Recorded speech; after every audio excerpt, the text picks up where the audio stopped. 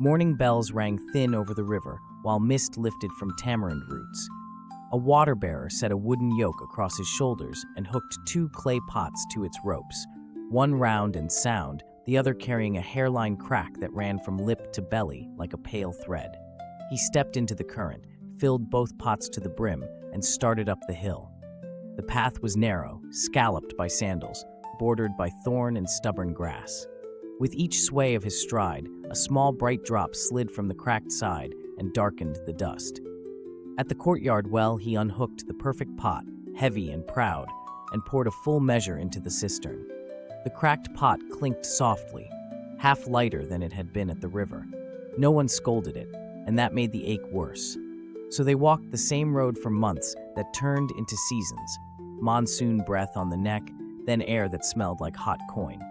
The perfect pot kept its silence, a polished certainty.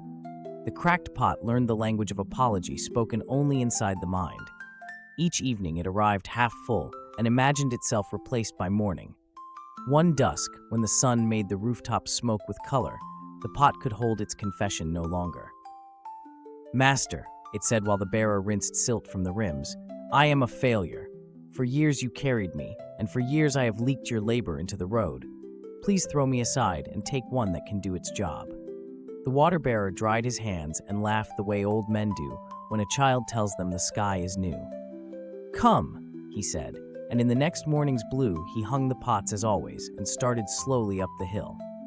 "Look to your side." The cracked pot turned its mouth toward the path it had wet for so long. Between stones and dust, a border of life ran like a ribbon.